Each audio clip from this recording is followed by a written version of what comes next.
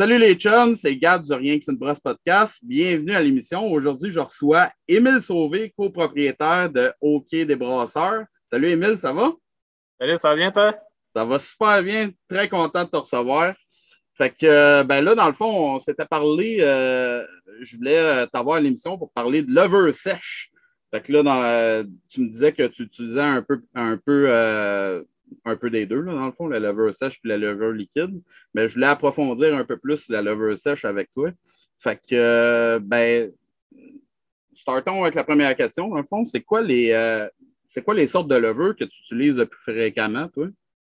Bon, ben, en fait, comme tu as dit, j'utilise les deux sortes, là, le lever sèche et le lever liquide. En lever sèche, j'utilise une lever California là, vraiment standard. Ouais. Puis j'ai une lever aussi lager que j'utilise. Puis pour toutes mes autres souches de lever, j'utilise des levers liquides pour le moment. OK. Mais tu sais, tout ce que j'utilise comme lever sèche, c'est toutes des levers Safal. OK. OK.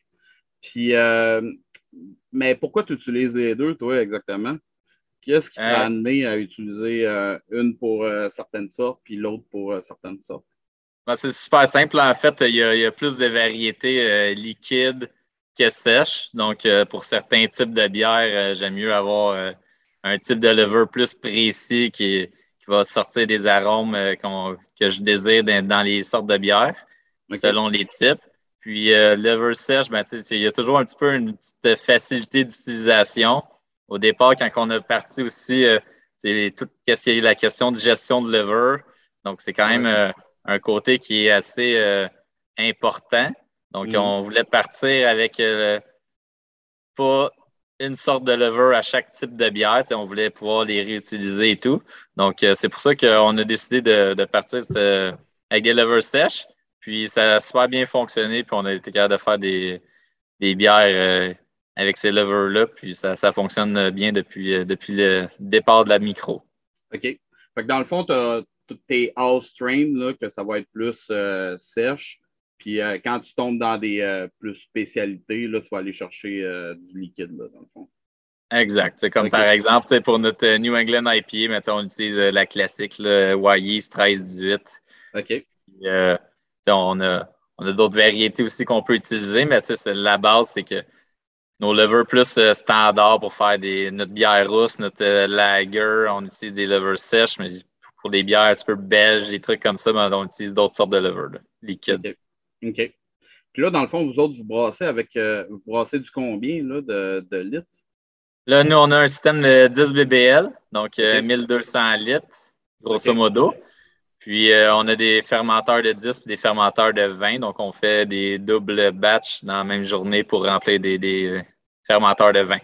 OK. OK. Fait que ça veut dire, ben, dans le fond, tu achètes des briques là, de 500 grammes de saphir, là, ben, de fermentis, là, dans le fond. Ouais, exact. OK. OK. Parfait.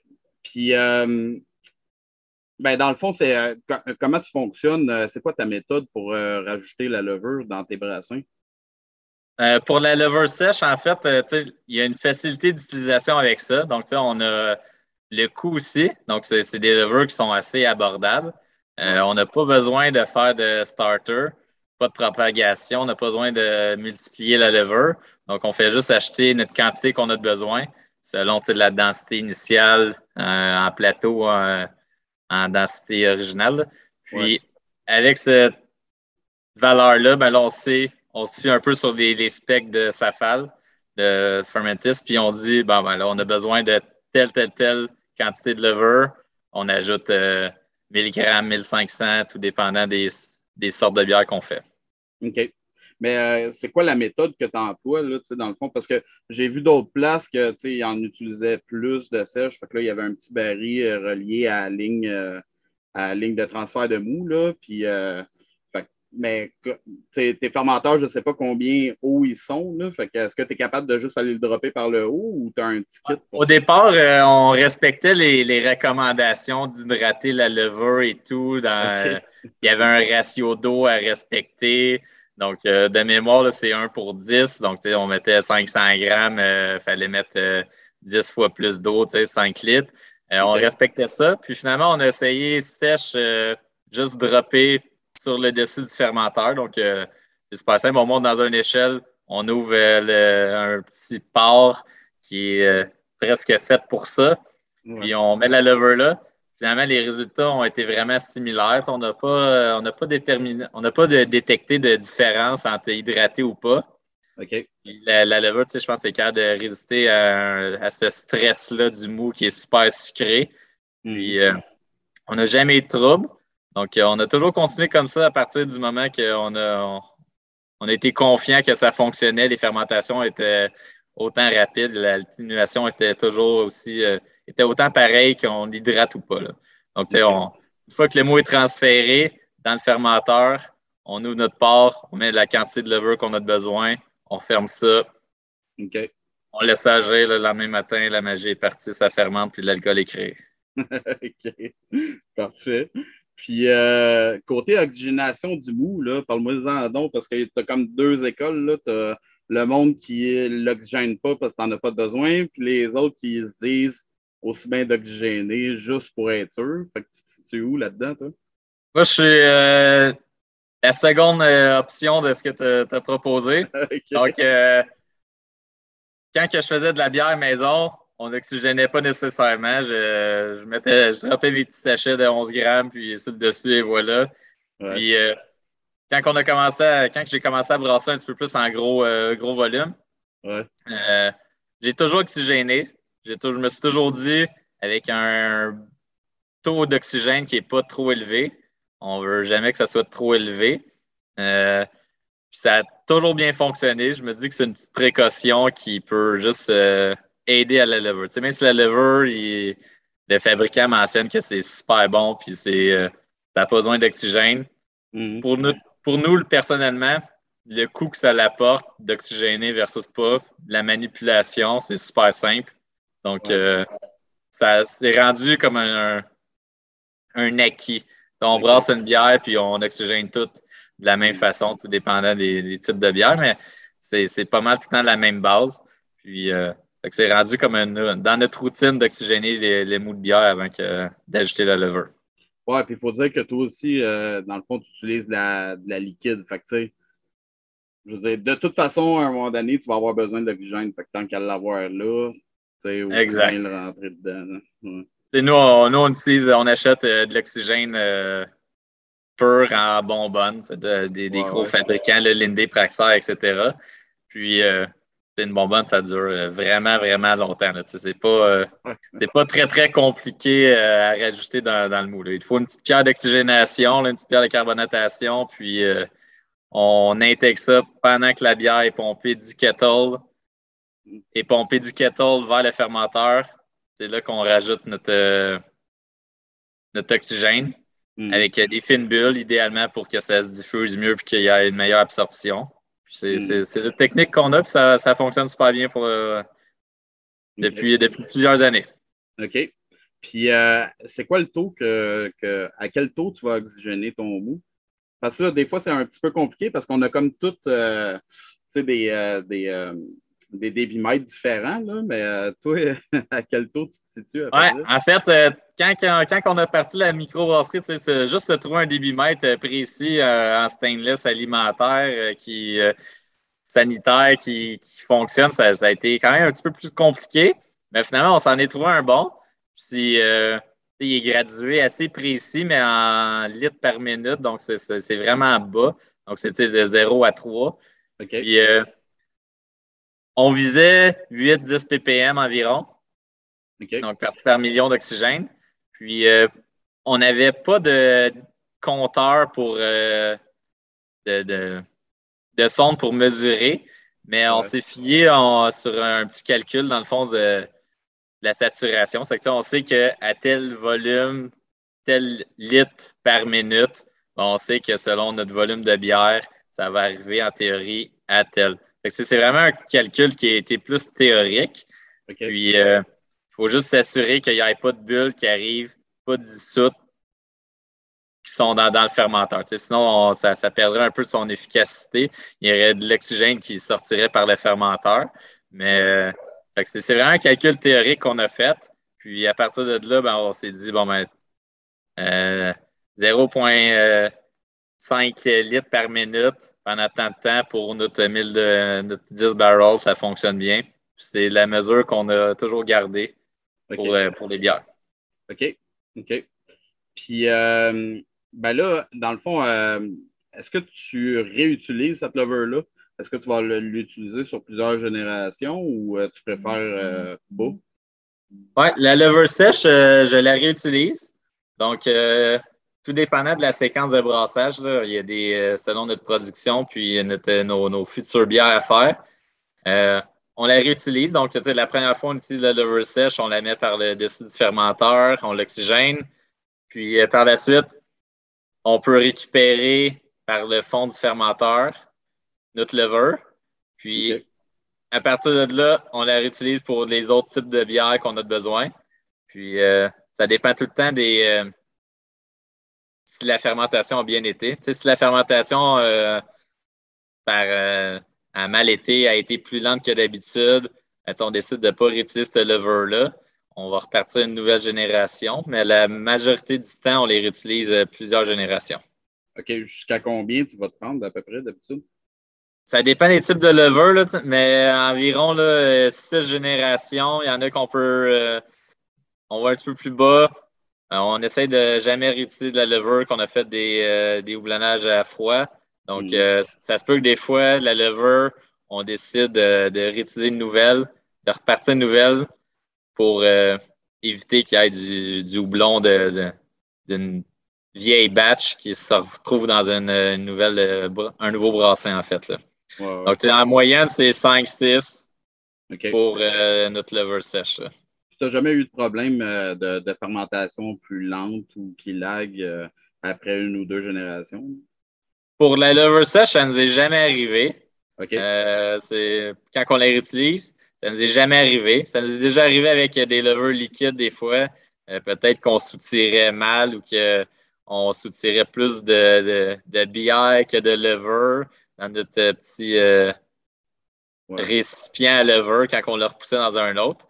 Mais en règle générale, là, je dirais 95% du temps, là, ça a toujours super bien été là, pour réutiliser des levers sèches. Là. OK. OK. Parfait. Ben, ça, dans le fond, ça aussi, ça m'aide là, parce que j'ai déjà été à des places là, qu'on me disait, tu sais, on la réutilise une fois, mais on est trop frileux de la réutiliser. Je pense que Fermentis, il recommande de ne pas la réutiliser pantoute, hein, c'est ça? Ah, je pourrais pas dire, j'ai jamais vu cette information-là. Peut-être que je l'ai juste ignorée inconsciemment. De notre côté, ça a toujours bien fonctionné. Quand ça fonctionne bien, on continue de la réutiliser. Puis, tranquillement, pas vite, on va voir la densité, le pH, il y a des tendances qui se créent. Puis, vu qu'on fait les bières, il y a certaines bières régulières qu'on fait plus souvent que ces types de levures-là.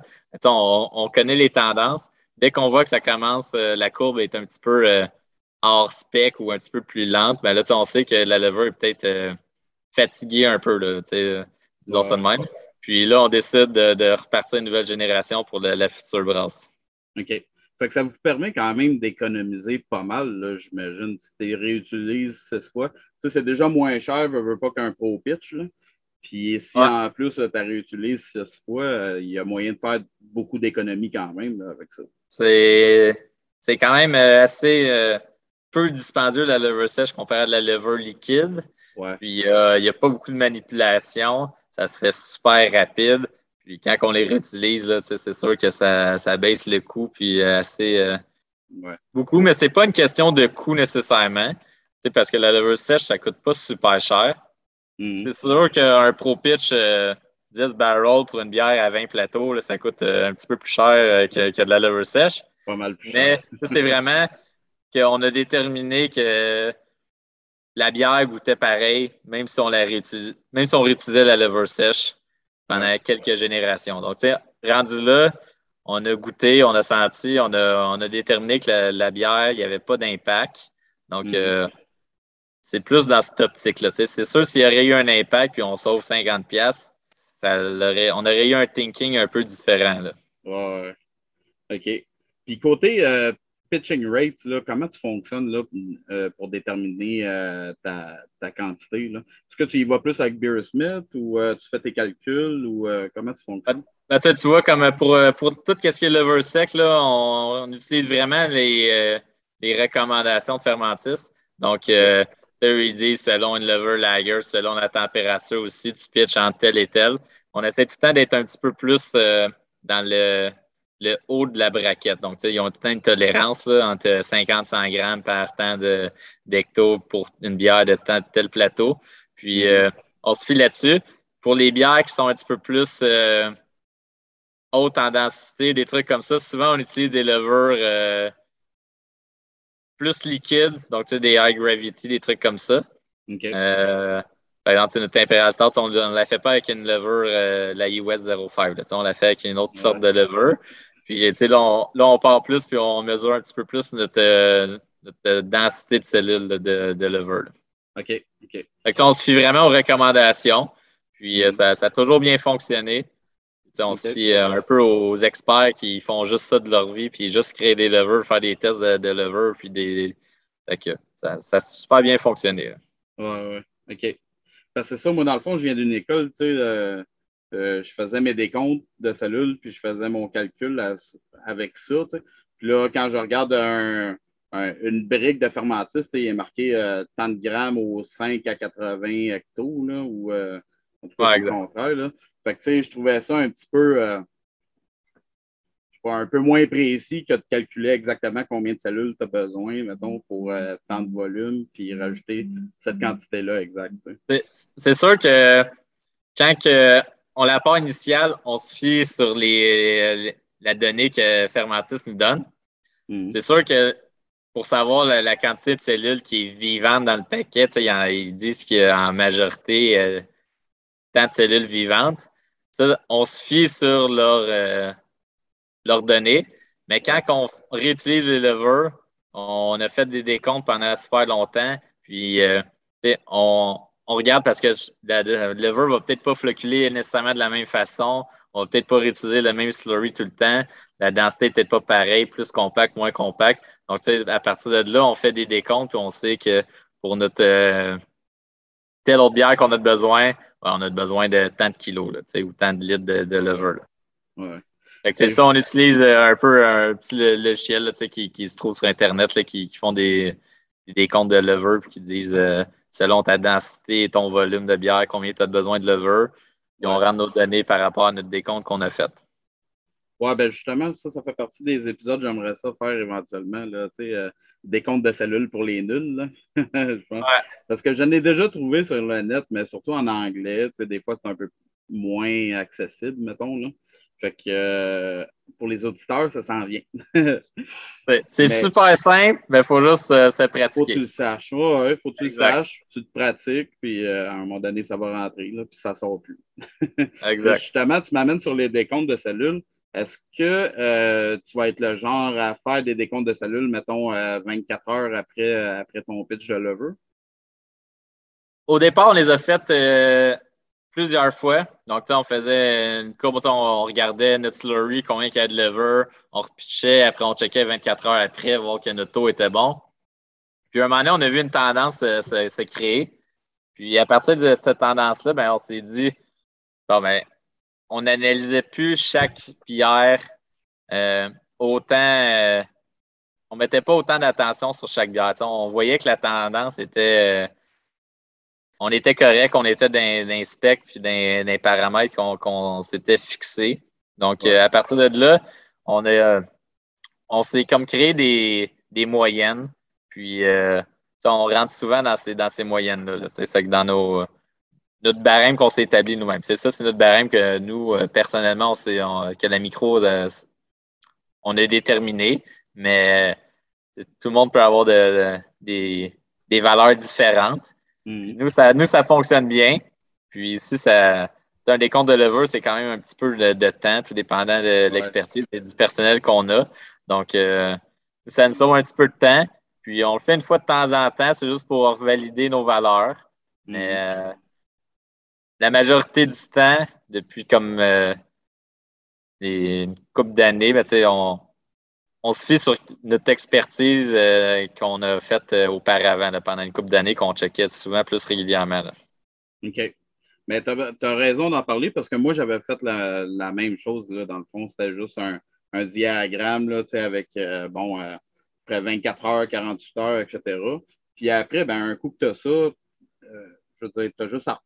Tu n'as plus besoin de faire des décomptes à chaque fois. Là. Si tu vois que ta bière elle commence à laguer, ben là, tu vas aller faire un décompte pour voir où est-ce que tu es rendu puis si ça correspond à ta courbe. Là, mais Exact. après, tu n'en as plus vraiment besoin. Ouais.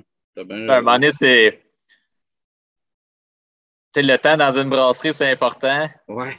On manque tout le temps de personnel. Il y a toujours trop de choses à faire versus le temps qu'on a. C'est que, à un moment donné, on a des priorités. Puis on sait que, c'est que notre bière fermente bien, ça va bien. On a tant de slurry avec telle bière, ça flocule tout le temps de telle façon. On sait que tant de litres de levure, on va être capable de partir une autre batch avec ça. C'est que, on sait qu'il y a comme vraiment une moyenne qui se fait, puis ça devient comme un standard, là, si on veut. Là. C'est pas à chaque brassin que c'est tout le temps différent la quantité de levure qu'on a de besoin. Là.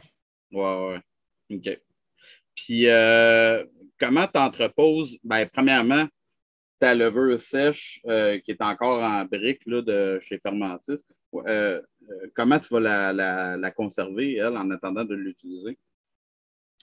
Tout dépend. Si c'est la bière est au froid, donc elle se met un cold crash, est au froid dans le fermenteur, puis on fait une brasse tout de suite après. Non, non, mais je veux dire les briques, là. Ah, OK, les briques, j'ai Ouais, conserve ouais. tout le temps, j'ai conserve tout le temps au froid. OK. Tout le Donc, temps. Au fridge à on les 4 conserve degrés. au froid avec, on a 4 degrés dans un frigo standard. Donc, OK. on a un petit racking, tous nos levures sont là, sont tout à côté. On les regarde. S'il y a des sacs, des fois, qui sont tout le temps sous vide, les sacs de 500 grammes comparés aux sacs de 11 grammes, on les garde tout le temps au froid. Si jamais il y en a qui sont percés, on prend tout le temps l'initiative d'en utiliser un autre, puis on ne prend pas de chance nécessairement avec ça. OK. OK. Mais dans le fond, tu étais parti sur celle que tu récoltes, mais ouais, ça c'est une autre partie, là. Dans le fond, la levure que tu vas récolter, ça, tu fais quoi? Pour, En fait, pour ceux-là qu'on récolte, idéalement, on fait une bière, elle a terminé de fermenter, on la met au froid, là, on va récolter la levure, on jette tout le temps une petite partie de levure pour être sûr que le fond, la levure morte se retrouve plus souvent dans le fond. Donc, on purge un peu, on récupère la levure. Si on est capable, on la réutilise immédiatement. Ça, c'est OK. l'idéal. On essaie tout le temps qu'il y ait de moins d'échanges thermiques un peu, puis pas de choc thermique. Donc, on ne la prend pas de 0 Celsius, puis on la met dans un mou à 20. Mhm. Puis, sinon, si on doit la garder, par exemple, on transfère une bière dans notre cuve de conditionnement, puis on s'en va embouteiller ça ou canner ça. Puis après, on brasse la bière juste la semaine d'après. On la met dans un petit un keg, en fait, qui a été modifié. OK. Puis, ce keg-là, on essaie tout le temps qu'il n'y ait pas de pression. Il y a des nutriments aussi qu'on peut réutiliser. Ça dépend pour rajouter dedans. Pour essayer que la levure reste en dormance et qu'elle soit vigoureuse quand on va devoir la réutiliser. Mais souvent, on essaie de la réutiliser le plus rapidement possible, là, puis pas la laisser pendant des semaines au froid là, dans le frigo. OK. Puis Puis, quand on la réutilise, la journée de la brasse, on la sort d'avance. On essaie de la tempérer le plus possible pour qu'il y ait le moins d'échanges thermiques, justement, pour qu'il n'y ait pas de choc thermique, là, si on veut. ouais, ouais. Est-ce que tu as déjà effectué des lavages acides sur la levure que tu vas repitcher? On n'a jamais fait ça, OK. surtout pas pour de la levure sec. C'est quelque chose qui est super demandant, qui est assez précis. C'est quelque chose que je sais qui se faisait beaucoup. Nous, personnellement, on aime mieux prendre notre temps pour repartir une nouvelle génération, faire un mou, puis on repart une nouvelle levure d'une nouvelle génération, on réoxygène ça. Si on part avec des levures liquides, Sinon, on ouvre des sacs, on ouvre des sachets de 500 grammes puis on repart avec ça. Ça a toujours été plus notre méthode. C'est beaucoup de manipulation, on est restreint dans notre espace, donc c'est quelque chose qui est compliqué, mais qui est super intéressant. Puis ça serait le fun de le faire, puis apprendre plus de ce côté-là. Mais pour l'instant, on ne l'a jamais fait. Là. OK. Ben, je pose tout le temps la question parce qu'avec Unibrew, on le faisait genre régulièrement. Puis quand je suis arrivé dans le monde un peu plus artisanal, là, je me suis rendu compte, non, il n'y a personne qui fait ça partout. Puis, mais les deux manières se valent, là, c'est juste Ah, que c'est ça. si tu as une contamination, tu vas peut-être la traîner sur une coupe de repitch, là, tu sais. Ouais. Mais Souvent, on fait des tests HLP, là, des tests de ah, base là, de intéressant. microbio OK. souvent pour comme déterminer c'est les contaminations les plus courantes dans des micros. Donc, si jamais on a un off flavor où on voit qu'il y a une croissance d'un HLP, mais on ne réutilise jamais la lever. On ne prend pas de chance là-dessus. Ouais, On aime mieux en réutiliser une nouvelle, mais on comprend le principe de laver à Mhm. l'acide, ça peut tuer les bactéries, tellement qu'il y a un pH bas, mais c'est beaucoup de temps, beaucoup Ouais, d'énergie ouais, pour une coupe de briques de lever qui vont faire l'affaire, puis on dompe ça dans le drain, puis et voilà. On repart ouais, avec une nouvelle lever. ouais. Mais ça se vaut aussi, en plus, faire des tests, là, ça veut dire que vous avez quand même un contrôle serré de votre lever, là. Fait que ça se vaut très bien, tu sais, un lavage acide, là. Déjà là, au moins, tu as un contrôle, tu sais, pour voir. Pour- On essaie d'avoir le plus de contrôle possible, puis il pourrait Ouais. toujours avoir plus de paramètres qu'on contrôle. Puis, en bout de ligne, nous, notre mentalité, ça a toujours été faire une bière qui, qui a le goût, qui est tout un uniforme. C'est Mhm. ça, je pense, qui est d'avoir une constance dans tes produits qui est comme un défi. Donc, on essaie toujours on a toujours cette optique-là en tête d'avoir Mhm. notre bière qui goûte la même chose de batch en batch Ouais. sans faire des 8 fermenteurs, puis on blende tout ça ensemble tout le temps. On n'a pas la capacité de faire ça. Mais on essaie tout le temps de faire des tests le plus possible pour essayer de contrôler puis détecter surtout les trucs qui. Tu sais, si la bière, par exemple, le goût il n'est pas pareil, ben, on va le savoir, on va essayer de le détecter, puis on ne réutilise pas ce lever-là. OK. Donc, Parfait. Puis, dernière petite question pour toi. Est-ce que, ben, point de vue longévité, là, avec la levure sèche, ben, sèche, mais que tu récoltes, point de vue longévité, quand tu vas l'entreposer, là, ça a été quoi tes observations? Là, je comprends, tu essaies de la réutiliser le plus rapidement possible, là, mais après 1 ou 2 semaines, à quoi ça ressemble? Est-ce que tu es capable de la réutiliser pareil après 2 semaines? ouais, on a déjà été capable de la réutiliser facilement après 2 semaines. Je pense que le OK. plus important, c'est vraiment que le contenant dans lequel on réutilise le lever soit pas sous pression puis fermé hermétiquement. Ouais. Donc, tu sais, relâcher la pression, ça crée comme un gros stress sur la lever. Donc, tu sais, on a toujours eu cette optique-là d'ouvrir notre récipient à lever, si on veut, pour évacuer la pression. Tu sais, il y a tout le temps de la pression qui se crée, la bière, et quand elle a fini de fermenter, il y a plein de CO2 qui est emprisonné dedans. Il y a plein de CO2 qui est emprisonné dans la lever aussi, dans le slurry. Donc, Ouais. quand on récupère, ce CO2-là va à un moment donné s'évacuer. Ça crée de la pression. Donc, on essaie tout le temps d'évacuer ça. Puis, OK. ça a toujours bien fonctionné. On a réutilisé la lever un mois plus tard. Puis, OK, tu es allé jusqu'à 1 mois. Ouais, c'est ouais. intéressant, ça. OK. Puis, tu sais, des fois, on peut rajouter des petits nutriments pour essayer de la garder active. OK. Puis vivante, puis en santé saine sans qu'elle se détériore toutes ses réserves. Puis, Mhm. mais tu sais, plus longtemps que ça, là, ça commence à être un peu touché de notre côté. Tu sais, on Ouais, est mieux à repartir une nouvelle lever, repartir une nouvelle souche OK. pour le coût que ça coûte. Là. OK. Puis, ben, dans le fond, j'ai une dernière petite question qui me vient à l'esprit. Où est-ce que tu apprends ta levure généralement, là, tes briques? Bon, en fait, nous, on s'approvisionne beaucoup chez Mou International. OK. Donc, je pense que c'est un gros distributeur au Québec. Donc, on s'approvisionne là. On prend pour toute notre levure sèche vient de là. On a déjà fait on a déjà utilisé d'autres types de levure qui provenaient d'ailleurs. Mais puis la levure liquide, on a déjà acheté directement des fabricants, là, Wyeth, etc.